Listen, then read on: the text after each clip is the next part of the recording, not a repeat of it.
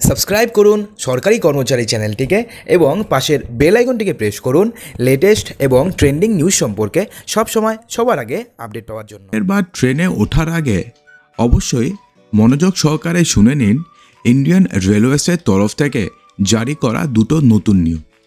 হ্যাঁ বন্ধুরা, এবার থেকে আপনাদের যদি রেলের কনফার্ম টিকিট নাও থাকে সেক্ষেত্রেও এখন থেকে আপনারা সেই ট্রেনে আপনি চড়তে পারবেন, অর্থাৎ সেই ট্রেনে চড়ে আপনি ডেস্টিনেশন অবধি যেতে পারবেন। এছাড়াও রেলের তৎকাল টিকিট বুক করার জন্য ইন্ডিয়ান রেলওয়েসের তরফ থেকে আরও একটি নতুন অ্যাপ লঞ্চ করা হয়েছে, যার মাধ্যমে আপনারা খুব সহজেই কনফার্ম টিকিট আপনারা পেয়ে যাবেন। তো বন্ধুরা, এই দুটো নিয়ম নিয়ে কিন্তু আপনাদের এই ভিডিওতে আমরা জানাবো, সেই জন্য ভিডিওটিকে মোটেও স্কিপ না করে সম্পূর্ণ দেখতে থাকুন।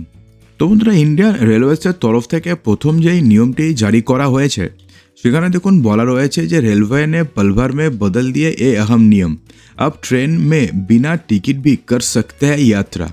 হ্যাঁ বন্ধুরা, এবার থেকে যদি ধরুন আপনারা কোথাও যাবেন, আপনাদের খুব ইমার্জেন্সি প্ল্যানিং হয়েছে, তো সেক্ষেত্রে আপনারা তৎকাল টিকিট করতে গেলেন, তো কোনো কারণে তৎকাল টিকিট হলো না।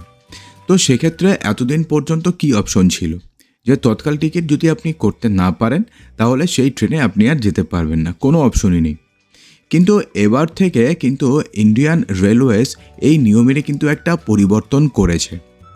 হ্যাঁ বন্ধুরা, এবার থেকে শুধুমাত্র যদি আপনাদের প্ল্যাটফর্ম টিকিট থাকে, হ্যাঁ বন্ধুরা ঠিকই শুনেছেন, প্ল্যাটফর্ম টিকিট যদি আপনাদের কাছে থাকে তাহলে সেই প্ল্যাটফর্ম টিকিট দিয়েই আপনারা এখন থেকে ট্রেনে উঠতে পারবেন, অর্থাৎ আপনি ডেস্টিনেশন পর্যন্ত যেতে পারবেন। হ্যাঁ বন্ধুরা, নতুন নিয়মে চলুন শুনে নিই কী বলা হয়েছে। তো বন্ধুরা, নতুন নিয়মে বলা হয়েছে যে কোনো কারণে যদি আপনি রিজার্ভেশন করতে না পারেন এবং যদি আপনারা তৎকাল টিকিটও যদি আপনি বুক করতে না পারেন, সেক্ষেত্রে আপনি যদি জাস্ট প্ল্যাটফর্ম টিকিট কাটেন তাহলে কিন্তু সেক্ষেত্রে আপনারা সেই ট্রেনে আপনি যেতে পারবেন। হ্যাঁ বন্ধুরা, নতুন নিয়মে এখন থেকে কোনো কারণে যদি আপনাদের রিজার্ভেশন কনফার্ম নাও হয় সেক্ষেত্রেও কিন্তু আপনাকে আর টিটি আপনাকে সেই ট্রেন থেকে যাওয়ার থেকে আপনাকে আটকাতে পারবে না। হ্যাঁ বন্ধুরা, শুধুমাত্র প্ল্যাটফর্ম টিকিট দেখিয়েই আপনি সেই ট্রেনে আপনি বৈধ উপায়ে, এটা কিন্তু কোনো অবৈধ উপায় না বা ইল্লিগাল কোনো কাজ না, লিগালি আপনারা সেই ট্রেনে আপনি যেতে পারবেন। তো সেক্ষেত্রে আপনাদের জানিয়ে দিই যে আপনি কিন্তু ভুলেও এমন করবেন না যে আপনি ট্রেনে জাস্ট উঠে গেলেন, আপনার ট্রেনের টিকিট কনফার্ম হলো না, আপনি ট্রেনে উঠে গেলেন, সেক্ষেত্রে কিন্তু টিটি আপনাকে ফাইন করতে পারবে। তো এর জন্য কী নিয়ম রয়েছে, তো এক্ষেত্রে বলা রয়েছে যে যদি কোনো কারণে আপনার কনফার্ম টিকিট না হয় কিংবা আপনি যদি তৎকাল টিকিট কাটতে না পারেন তাহলে সেক্ষেত্রে আপনি ট্রেনে ওঠার সময় একটা প্ল্যাটফর্ম টিকিট কাটবেন, আপনি হোক বা যতজন লোকই থাক সবার জন্য একটা প্ল্যাটফর্ম টিকিট কাটবেন।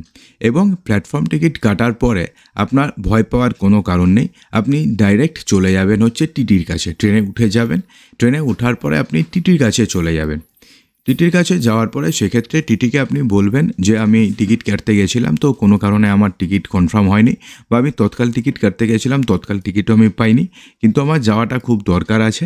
তো সেক্ষেত্রে টিটি আপনাকে ট্রেনে টিকিট করে দেবে এবং সেটা কিন্তু বৈধভাবে, এমনটা নয় যে টিটিকে আপনি 500 টাকা, 1000 টাকা, 2000 টাকা দিলেন, আপনাকে জাস্ট বসার সিট করে দিল, এমনটা নয়, আপনাকে লিগ্যাল টিকিট করে দেবে।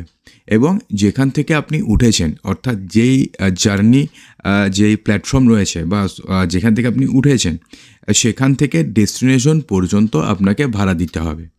তো সেক্ষেত্রে আপনি যদি রিজার্ভেশন কামরাতে ওঠেন তো আপনাকে স্লিপার কোচের ভাড়া দিতে হবে, যদি আপনি 3 টায়ারে বা 2 টায়ারে যেভাবে খুশি আপনি যেতে চান সেইভাবে আপনাকে ভাড়া দিতে হবে। তো সেক্ষেত্রে ভাড়া দিলে পরেই টিটি আপনাকে কিন্তু বৈধ টিকিট করে দেবে।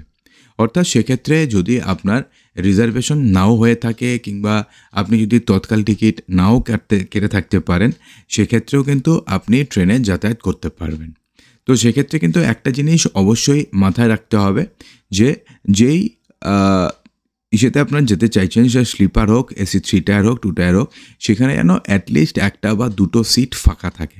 এমনটা হলো যে পুরো ট্রেন ভর্তি, কোনো জায়গাতে ফাঁকা নেই, পুরো একদম আপনি যেখান থেকে উঠেছেন এবং যেখানে যাবেন অতটুকুন ডিস্টেন্সের মধ্যে প্রত্যেকটা সিট বুকিং। তো সেক্ষেত্রে কিন্তু আপনার সমস্যা হবে, এক্ষেত্রে কিন্তু টিটি আপনাকে নাও করতে পারে। তো সেক্ষেত্রে একটা সমস্যা আছে, কিংবা নর্মালি কী হয়, এমনটা কিন্তু খুব একটা হয় না যে পুরো ট্রেন বুকিং থাকে, একটা না দুটো সিট কিন্তু ফাঁকা থাকেই থাকে। তো সেক্ষেত্রে কিন্তু আপনারা এইভাবেও ট্রেনে যাতায়াত করতে পারেন। বন্ধুরা, ভারতীয় রেলের পক্ষ থেকে এরপরের কি বড়সড় আপডেটটি জারি করা হয়েছে সেই সম্পর্কে জানার পূর্বে আপনাদের কাছে একটা ছোট্ট রিকোয়েস্ট। আপনাদের মধ্যে যারা যারা ভিডিওটি এখনও পর্যন্ত দেখছেন এবং যারা যাদের ভিডিওটি একটু হলেও ভালো লেগেছে, ভিডিওটিকে এক্ষুনি একটি লাইক করবেন এবং ভিডিওটিকে আপনাদের বন্ধুবান্ধবের মাঝে প্রচুর শেয়ার করবেন। মনে রাখবেন যে আপনাদের একটা ছোট্ট লাইক এবং শেয়ার কিন্তু আপনাদের কিছু আসে যায় না, কিন্তু আমাদের কাছে কিন্তু এটাই অনেক বড়। তো অ্যাটলিস্ট একটা লাইক করে দেবেন এবং ভিডিওটিকে শেয়ার করবেন।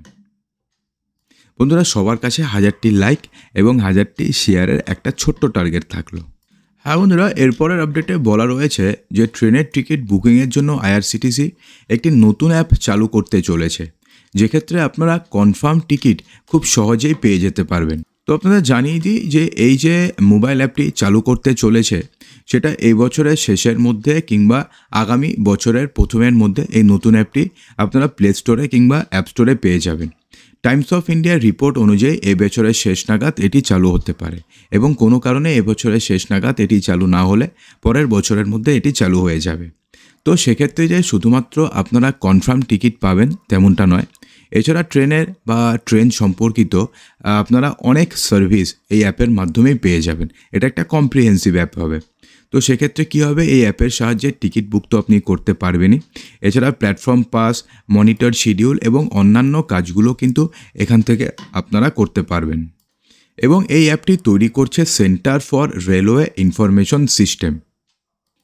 তো সেক্ষেত্রে বর্তমানে আইআরসিটিসির যে অ্যাপটি রয়েছে, যে অ্যাপের মাধ্যমে আপনারা ট্রেনের টিকিট নর্মালি বুক করে থাকেন কিংবা তৎকাল টিকিট বুক করে থাকেন, বা আইআরসিটিসির যে অ্যাপটি রয়েছে সেই অ্যাপটি কিন্তু থাকবে।